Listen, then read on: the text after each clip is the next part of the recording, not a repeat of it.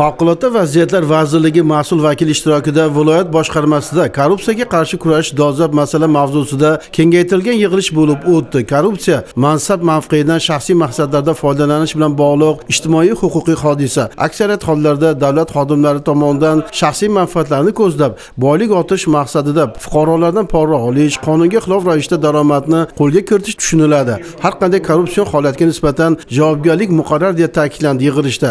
Hamda ushbu salbiy illatni keltirib chiqarish mumkin bo'lgan holatlar aniq misollarda izohlab o'tildi. Bugungi kunda korrupsiyaga qarshi kurashish xalqaro miqyosdagi kabi respublikamizda ham dolzarb muammolardan biriga aylandi va har bir davlat idorasida bo'lgani kabi favqulodda vaziyatlar tizimida ham ushbu salbiy illatning oldini olishga alohida e'tibor qaratilayotganligi ta'kidlanib, tizimda mehnat qilayotgan har bir xodimdan o'z kasbiga va kasbdoshlariga nisbatan hurmatda bo'lish, kasbni e'zozlash zimmasidagi vazifani sidqidildan halol va pok bajarish, bor bilim mahoratini yurt ravnaqi yo'lda sarflashi zarurligiga alohida e'tibor qaratildi hamda u kim bo'lishi, qaysi kasb va lavozimda ishlamasin, xizmat faoliyatida korrupsion holatlarni oldini olishda mas'ulligi bildirildi. O'z o'rnida olib borilayotgan tarbiyaviy profilaktik tadbirlardan o'ziga tegishli xulosa chiqarmay, befarqlikka berilib e'tiborsizlik qilish natijasida ayrim xodimlar tomonidan turli xil korrupsion holatlarga oid jinoyatlarni sodir etish holatlari uchayotganligi, tizim sha'niga dog' tushirilayotganligiga alohida e'tibor qaratildi va barchani yana bir bor ogohlantirildi.